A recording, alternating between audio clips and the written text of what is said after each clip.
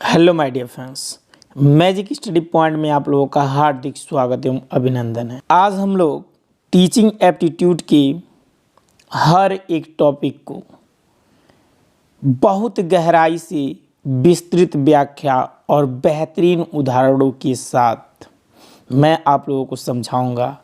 हर topic की परिभाषा, विशेषताएं, महत्व और उनके व्यवहारिक उदाहरण भी शामिल करूंगा। आइए हम लोग विस्तार से पढ़ते हैं।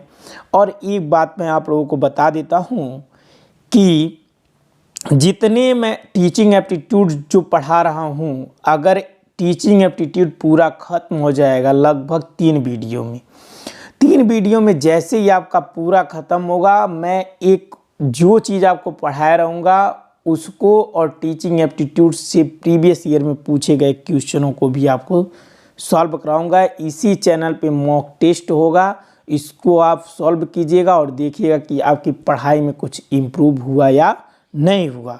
तो सबसे पहले हम लोग बात करते हैं टीचिंग एप्टीट्यूड अर्थात शिक्षण अभिवृत्ति या फिर शिक्षण अभिक्षमता होता क्या है।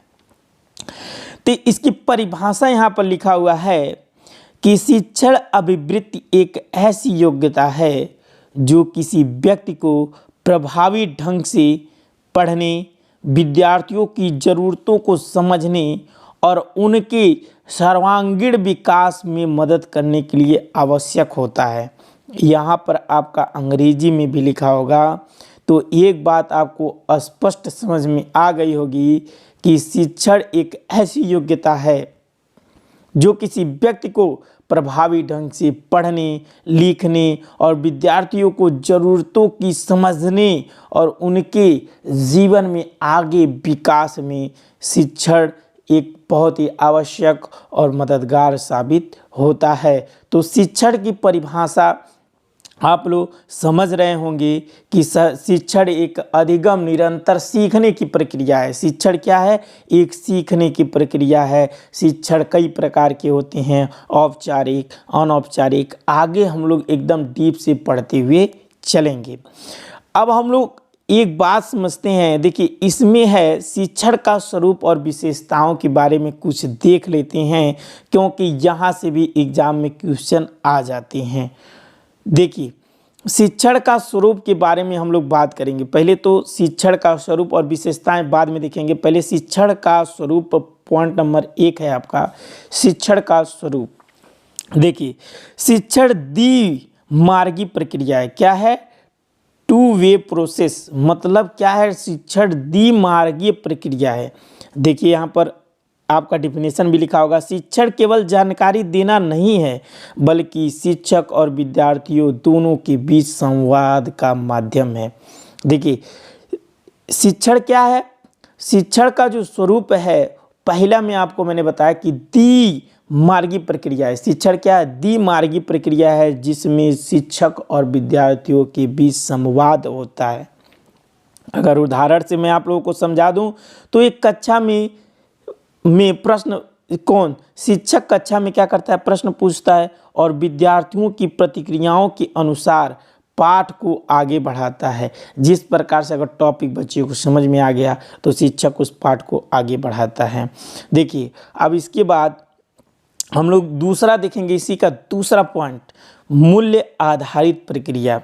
देखिए, शिक्षण का जो स्वरूप होता है दूसरा होता है मूल्य आधारित प्रक्रिया।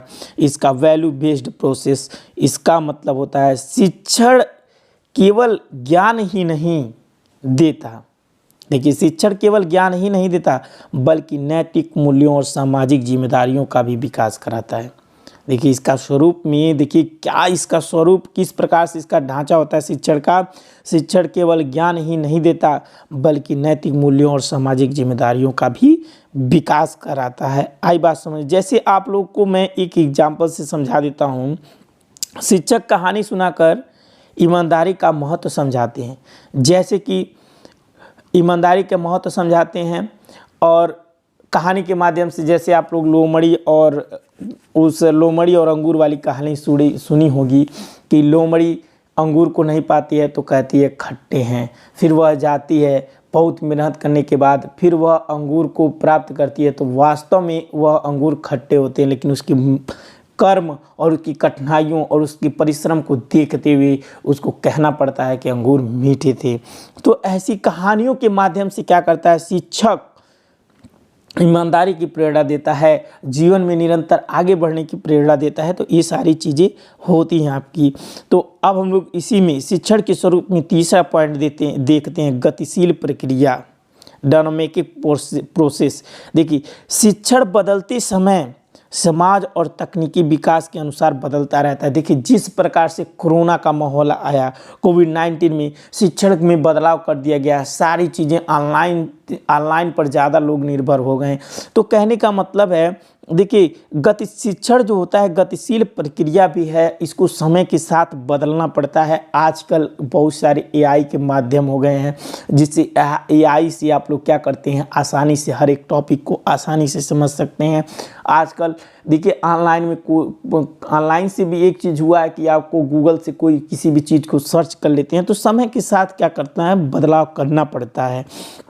इसके बाद हम लोग अगला पॉइंट देखेंगे। देखिए, ऑब्जेक्टिव्स ऑफ टीचिंग, मतलब शिक्षण के उद्देश्य क्या होते हैं। तो शिक्षण के उद्देश्य के बारे में हम लोग पहले परिभाषा देखते हैं। शिक्षण का उद्देश्य की परिभाषा क्या होती है, डेफिनेशन हम लोग देखते हैं। देखिए, शिक्षण के उद्देश्य विद्यार्थियों में ज्ञान, कौशल, मूल्यों और सोचने समझने की क्षमता का विकास करना होता है। देखिए, शिक्षण के उद्देश्य की परिभाषा अगर आप जानेंगे तो शिक्षण का जो उद्देश्य होता है विद्यार्थियों में ज्ञान, कौशल और मूल्यों और सोचने समझने की क्षमता का विकास कराना होता है। आप लोग समझ रहे हैं, शिक्षण का अगर कोई मुख्य उद्देश्य होता है तो विद्यार्थियों को सोचने समझने और उनके विकास में वृद्धि कराना होता है, जिससे कि वह जीवन में निरंतर आगे बढ़ते रहें।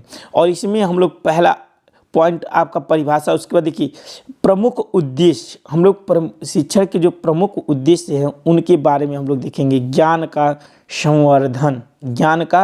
संवर्धन पहला पॉइंट है इसका। अगर हम लोग देखें, विद्यार्थियों को विषय से संबंधित गहराई से जानकारी देना। विद्यार्थियों के क्या होता है, ज्ञान का संवर्धन का मतलब होता है विद्यार्थियों को विषय से संबंधित गहराई से जानकारी देना होता है। जैसे आपको मैं बता दूं कि देखिए, शिक्षक क्या करता है, गणित में सूत्रों के पीछे की अवधारणा भी समझाता है कि a+b का होल स्क्वायर अगर होता है, a² + b² + 2ab अगर होता है तो वह किस प्रकार से आता है कि अगर हम a+b और a+b का गुणा करते हैं तब जा करके आपका a+b का होल स्क्वायर का जो फार्मूला बन के आता है वह आता है a² + 2ab + b², या फिर उसको कहते हैं a² + b² + 2ab कहते हैं। कौशल विकास, देखिए, विद्यार्थियों में व्यवहारिक और सामाजिक कौशल का विकास कराना।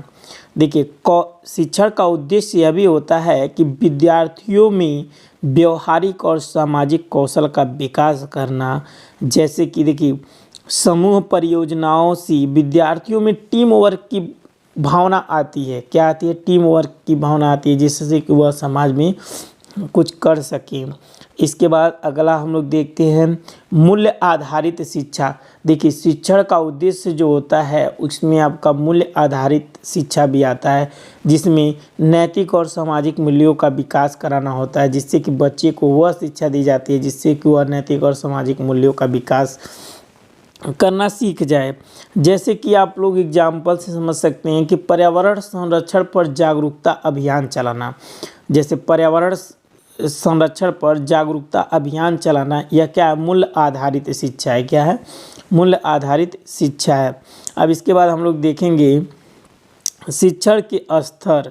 क्या देखेंगे, शिक्षण के स्तर हम लोग देखेंगे, टाइप्स ऑफ टीचिंग। तो इसकी परिभाषा हम लोग समझ लेते हैं। शिक्षण का स्तर का मतलब क्या होता है। देखिए, शिक्षण के विभिन्न स्तर होते हैं जो विद्यार्थियों की सोचने समझने की क्षमता के अनुसार निर्धारित किए जाते हैं। जैसे कि इसमें आपका स्मरण स्तर की शिक्षा होगा, जिसको स्मृति स्तर का शिक्षण भी कहते हैं। इसके बाद समझ स्तर होता है, उसके बाद प्रयोग स्तर होता है। तो यह तीन जो होते हैं बहुत महत्वपूर्ण होती है। देखिए, अब हम लोग देखेंगे टाइप्स ऑफ टीचिंग, पहले परिभाषा हमने आपको बता दिया कि शिक्षण के विभिन्न स्तर होते हैं जो विद्यार्थियों की सोचने और समझने की क्षमता के अनुसार निर्धारित किए जाते हैं, जिसमें से प्रमुख स्तर जो आपके हैं वह है स्मृति लेवल स्तर या फिर कहें स्मरण स्तर, मेमोरी लेवल। यह शिक्षण का सबसे नीचा स्तर होता है। क्या होता है? शिक्षण का सबसे नीचा स्तर होता है जो हम जानते हैं कि प्राइमरी लेवल का होता है 1 से लेकर के 5 तक, जहाँ जानकारी को याद रखने पर जोर दिया जाता है। यहाँ पर बच्चे को रटने पर ज़्यादा जोर दिया जाता है, ना कि कोई भी तथ्य को समझने से उसको समझने की प्रेरणा नहीं दी जाती है, बस केवल रटाया जाता है। और देखिए जो रटाया जाता है उसी से उसका जो बच्चा जितना ज़्यादा रटता है उसकी समझ उतना ही ज़्यादा विकसित होती है। इसके बाद दूसरा होता है समझ स्तर। देखिए समझ स्तर क्या होता है? इसमें विद्यार्थी विषय की अवधारणाओं को समझते हैं, जैसे विज्ञान के प्रयोगों से सिद्धांतों को समझना। जैसे आप लोग समझ सकते हैं कि विज्ञान में प्रयोग कराया जाता है, जिससे कि कोई भी चीज़ होता है तो बच्चा आसानी से समझ सकते। तो शिक्षण के स्तर में हमने क्या पढ़ा? स्मृति स्तर का शिक्षण पढ़ा, जिसको स्मरण स्तर भी कहते हैं। और दूसरा हमने पढ़ा समझ स्तर। इसमें क्या होता है? इसमें विद्यार्थी विषय की अवधारणाओं को समझने का प्रयास करता है। तो यह चीज़ होता है जैसे विज्ञान में प्रयोगों के आधार पर। इसके बाद प्रयोग स्तर होता है, यह उच्च स्तर का शिक्षण होता है जहाँ पर विद्यार्थी समस्याओं का समाधान स्वयं खोजते हैं। इसमें क्या होता है? जैसे कि आप लोग समझिए कि PhD करने चले गए, या फिर BA के बाद MA में चले गए, BA में चले गए, BSc कर रहे हैं, MSc कर रहे हैं। तो इसमें आपको क्या किया जाता है कि समस्याओं का समाधान खुद खोजना होता है। आई बात समझ में? तो ये हो गया आपका। अब इसके बाद हम लोग अगला देखेंगे शिक्षण को प्रभावित करने वाले कारक। तो देखिए शिक्षण को प्रभावित करने वाले कारक जो होते हैं, पहले शिक्षक होता है। क्या होता है? शिक्षक। देखिए शिक्षक का ज्ञान, व्यवहार और व्यक्तित्व यह भी प्रभावित करता है। अगर शिक्षक के पास ज्ञान नहीं रहेगा, अगर वह कक्षा में चला जाए पढ़ाने, तो वह बच्चे को क्या सिखाएगा? इससे शिक्षण प्रभावित होगा। जितना ज़्यादा अनुभवी टीचर होगा वह उसके पास उतना ही ज़्यादा ज्ञान होगा। तो यह चीज़ें होती है। उसके बाद देखिए विद्यार्थी भी क्या करते हैं? शिक्षण को प्रभावित करते हैं। सीखने की क्षमता, रुचि एवं पृष्ठभूमि। अगर देखिए अगर बच्चे का अगर सीखने की क्षमता कम है या फिर वह पढ़ना नहीं चाहता है, तो वहाँ पर भी शिक्षण प्रभावित होता है। जैसे कमज़ोर विद्यार्थियों को अतिरिक्त सहायता देना। तो यह क्या होता है कि विद्यार्थी अगर कमज़ोर है तो उसको अतिरिक्त समय दे करके उसको आगे बढ़ाने का प्रयास करना चाहिए। शिक्षण सामग्री भी प्रभावित करती हैं। अगर शिक्षण सामग्री आपकी अच्छी है तो बच्चे का मन लगेगा पढ़ने में। अगर शिक्षण सामग्री अच्छी नहीं है तो बच्चे का मन नहीं लगेगा पढ़ने में। पर्यावरण की बात करें तो देखिए पर्यावरण भी क्या करता है? अगर मान लीजिए अब हमको जहाँ बच्चे को मन है पढ़ने जाने का तो उसी समय बारिश हो जाएगा, या फिर अब बच्चा क्लास में बैठा है तो क्लास में ठंड लग रही है, तो ये सब प्रभावित करते हैं। पर्यावरण भी शिक्षण को प्रभावित करता है। इसके बाद हम लोग चलते हैं अगले टॉपिक पे। अगला है शिक्षण विधियाँ। तो देखिए शिक्षण विधियाँ क्या होती हैं? सबसे पहले इसका हम परिभाषा देखेंगे, शिक्षण विधियाँ होती क्या हैं। तो देखिए शिक्षण विधियाँ वे तरीके हैं जिनका उपयोग शिक्षक प्रभावी ढंग से ज्ञान और कौशल प्रदान करने के लिए करते हैं। शिक्षण विधियाँ क्या होती हैं? शिक्षण विधियाँ वे तरीके होते हैं जिनका उपयोग करके शिक्षक प्रभावी ढंग से ज्ञान और कौशल प्रदान कराने के लिए करते हैं। देखिए इसमें है पहला आपका व्याख्यान विधि। देखिए पहला क्या है? शिक्षण विधियों में सबसे पहला आपका क्या आता है? व्याख्यान विधि। देखिए व्याख्यान विधि क्या होता है? इस विधि में शिक्षक विषय को बोलकर समझाता है। अगर आप उदाहरण से समझ सकते हैं तो इतिहास जो विषय है, शिक्षक ऐतिहासिक घटनाओं का केवल वर्णन एवं व्याख्यान द्वारा करता है। केवल इतिहास एक ऐसा विषय है जिसमें क्या करता है? केवल व्याख्यान दे करके समझा देगा। अगर हम दूसरा उदाहरण अगर आपको दें तो देखिए कानून, शिक्षक कक्षा में कानूनी धाराओं की व्याख्या करता है, ना कि उसका कोई प्रैक्टिकल करता है, ना उसका कोई तथ्य देता है, बस केवल एक्सप्लेन करता है। तो ये चीज़ होता है। उसके बाद दूसरा होता है प्रयोगात्मक विधि। यह इसमें क्या होता है? देखिए विद्यार्थी प्रयोग करके सीखते हैं और इसका अगर आपको देखिए विज्ञान के शिक्षक होते हैं रसायन प्रयोगशाला में रासायनिक अभिक्रिया कराते हैं जिससे बच्चे को जानकारी होता है। अगर हम दूसरे उदाहरण की बात करें तो कृषि विषय में विद्यार्थी फसल की खेती का प्रयोग करते हैं जिससे कि उनको समझ विकसित होता है कि प्रयोग करके सीखने का जो गुण होता है वो प्रयोगात्मक विधि होता है। इसके बाद चर्चा विधि होता है जिसमें शिक्षक और विद्यार्थी किसी विषय पर मिलकर चर्चा करते हैं, उससे भी ज्ञान उनका बढ़ता है। जैसे सामाजिक विज्ञान में सामाजिक मुद्दे पर चर्चा कराई जाती है, या फिर अगर कहें तो पर्यावरण संरक्षण और समूह चर्चा आयोजित की जाती है, जिसमें क्या होता है कि चर्चा करके बच्चे अधिक से अधिक चीज़ों को सीखते हैं। इसके बाद प्रदर्शन विधि आप लोग जानते हैं। प्रदर्शन विधि क्या होता है? शिक्षक क्रियाओं को करके दिखाता है और विद्यार्थी देखकर सीखते हैं। जैसे विज्ञान के शिक्षक में भौतिक के प्रयोग को कक्षा में करके दिखाते हैं जिससे उनको सारी चीज़ें समझ में आती हैं। जैसे गुरुत्वाकर्षण बल हो गया या फिर सोनोमीटर हो गया, बहुत सारे यंग का दिशलेट प्रयोग हो गया, प्रकाश का परावर्तन हो गया, तो इन सब चीज़ों को भौतिक विज्ञान में करके दिखाया जाता है।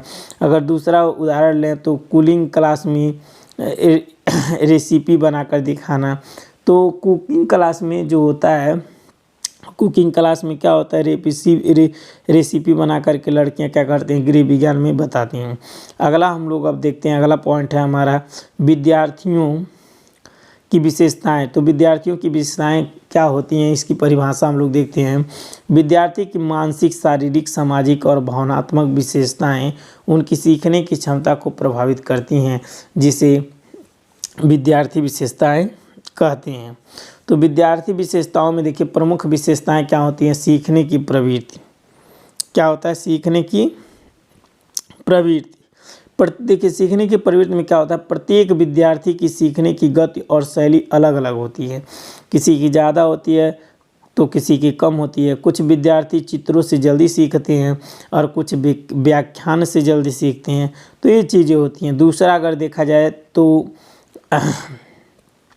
विद्यार्थियों की विशेषताओं में तो रुचि और प्रेरणा जो होता है, देखिए रुचि और प्रेरणा से विद्यार्थियों का सीखने का स्तर बढ़ता है। एक बार जान लीजिए, आप किसी चीज़ से प्रेरणा मिलेगी, जैसे कि कोई बच्चा आईएएस बनना चाहता है, जैसे आप भी प्रोफेसर बनना चाहते हैं, तो आपको कहीं ना कहीं से प्रेरणा मिली होगी कि आप प्रोफेसर बनना चाहते हैं। और इसमें क्या होता है, पुरस्कार पाकर विद्यार्थी पढ़ाई से अधिक मन लगाते हैं। अगर कहीं पुरस्कार मिल जाता है तो बच्चे उससे भी क्या होते हैं कि प्रेरणा मिलती है, तो ये चीज़ें होती हैं। अब इसके बाद हम लोग देखते हैं मूल्यांकन प्रणाली क्या होता है। मूल्यांकन प्रणाली के बारे में हम लोग देखते हैं, इसका परिभाषा देखिए। मूल्यांकन प्रणाली वह प्रक्रिया है जिससे शिक्षक विद्यार्थियों को सीखने के स्तर और प्रदर्शन का आकलन करता है। क्या करता है? आकलन कराते हैं या फिर करते हैं, ठीक है। तो ये चीज़ें होता है। देखिए इसमें प्रकार जो होता है, प्रारंभिक मूल्यांकन, सीखने की प्रक्रिया के दौर किया जाने वाला मूल्यांकन क्या कहलाता है? प्रारंभिक मूल्यांकन कहलाता है। प्रारंभिक मूल्यांकन कब किया जाता है? सीखने की प्रक्रिया के दौरान किया जाता है। जैसे कक्षा में प्रश्नोत्तरी आयोजित किया जाता है। जैसे टीचर क्या करता है, कक्षा में तुरंत प्रश्न पूछ लेता है। और इसका जो होता है, अगर कहें तो प्रारंभिक मूल्यांकन में जो होता है असाइनमेंट और प्रोजेक्ट के वर्क जो होते हैं इसमें ज़्यादा उपयोगी होते हैं। समाप्ति मूल्यांकन जो होता है सेमेस्टर वाइज प्रणाली होता है। इसमें वार्षिक परीक्षा जो होता है या फिर सेमेस्टर परीक्षाएं जो होती हैं वह समाप्ति मूल्यांकन की आती हैं, ठीक है। तो देखिए समाप्ति मूल्यांकन में क्या होता है, पाठ्यक्रम समाप्त होने पर किया जाने वाला मूल्यांकन क्या कहलाता है? समाप्ति मूल्यांकन कहलाता है। अब इसके बाद हम लोग लिखेंगे, अगला पॉइंट देखेंगे शिक्षण सहायक सामग्री। इसकी परिभाषा हम लोग देख लेते हैं। देखिए शिक्षण सहायक सामग्री वे उपकरण हैं और साधन हैं जिनका उपयोग शिक्षण को रोचक और प्रभावी बनाने के लिए किया जाता है। देखिए शिक्षण सहायक सामग्री क्या होती हैं? शिक्षण सहायक सामग्री वे उपकरण और साधन हैं जिनका उपयोग शिक्षण को रोचक और प्रभावी बनाने के लिए किया जाता है। इसके बाद इसका प्रकार देखेंगे। देखिए श्रव्य सामग्री क्या होती है। जैसे श्रव्य सामग्री होती हैं ऑडियो एड्स इसको बोलते हैं। श्रव्य सामग्री जो होती है ध्वनि आधारित सामग्री होती है, जैसे रिकॉर्डेड लेक्चर सुनना। क्या होता है रिकॉर्डेड लेक्चर सुनना, किस प्रकार की सामग्री है, तो श्रव्य सामग्री है। दृश्य सामग्री होती है, दृश्य आधारित सामग्री जो होती है दृश्य सामग्री होती है, जैसे चार्ट हो गया, मैप हो गया, या फिर पावर पॉइंट प्रोजेक्ट जो हो गया, यह सब दृश्य सामग्री के अंतर्गत आती हैं। दृश्य और श्रव्य सामग्री, तो देखिए ध्वनि और दृश्य दोनों का मिश्रण क्या कहलाता है, श्रव्य और उसके बाद दृश्य सामग्री कहलाता है, श्रव्य दृश्य सामग्री कहलाता है। जैसे शैक्षिक रेडियो और एनिमेशन जो होता है, ये चीज़ें होती हैं। अब अगला हम लोग देखते हैं, अगला पॉइंट जो होगा आपका शिक्षण में प्रतिपुष्टि। तो शिक्षण में प्रतिपुष्टि की हम लोग परिभाषा देखते हैं। देखिए शिक्षण प्रतिपुष्टि वह प्रक्रिया है जिससे शिक्षक को विद्यार्थियों के प्रदर्शन पर प्रक्रिया मिलती है। क्या मिलती है, प्रक्रिया मिलती है, फीडबैक मिलता है। तो इसका अगर हम लोग आपको उदाहरण बताएं तो विद्यार्थियों से फीडबैक फॉर्म भरवाना। क्या चीज़, दूसरा ऑनलाइन क्विज के बाद प्रतिक्रिया लेना। तो ऑनलाइन क्विज के बाद प्रतिक्रिया लेना, इससे क्या होता है कि बच्चे को कितना समझ में आया यह पता चलता है। तो आज के लिए बस इतना ही, बाकी अगली लेक्चर में हम लोग मिलते हैं। अगर वीडियो अच्छा लगा हो तो लाइक कमेंट शेयर ज़रूर करें। कौशल भी